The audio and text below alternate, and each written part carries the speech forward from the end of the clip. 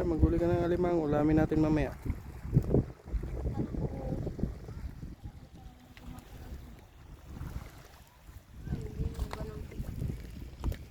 Nakakatakot niya yung maligo pag may mga ganyan.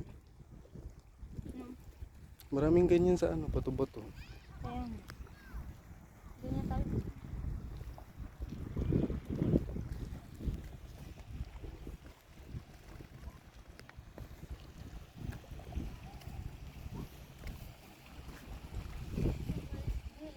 Tingnan mo abang.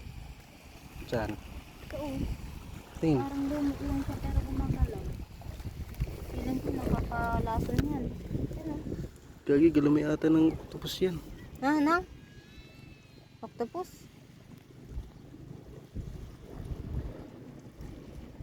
Oh shit, pag naanuhan ka niyan.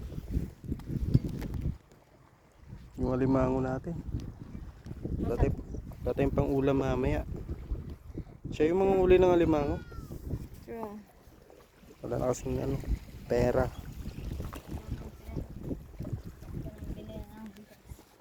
Yan, manghuli ka dyan. Oh shit, ang daming isda doon. Uy, feeling ko nakakain to. Yan yung sinasabi mong malambot? Oo. Ay, oo. Panood ko na to eh. Yung sinasawsaw sa suka. Oo, galawin. Hayaan mo na. Pero kawakan mo nga ba? Yoko, baka biglang gumanon yan, oh. Wow! Ang laki pala niyan, oh. Yung buong pinapalibo. Hindi na ano to, pero madulas lang ba?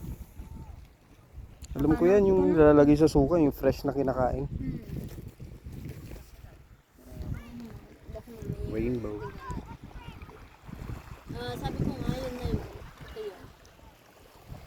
Hawakan mo ka rin. Ayoko. Buka na lang. Siya dito yung ano, napanood ko kay Cindy ata yun. Kay Candice.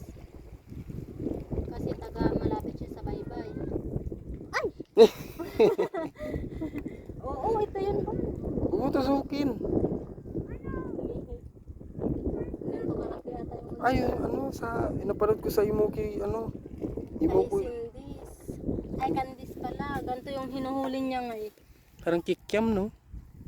Oo, tignan mo, humihit pa. Parang... Di, merong ganyan na ano. Parang yung gaganunin mo lang ano nyo.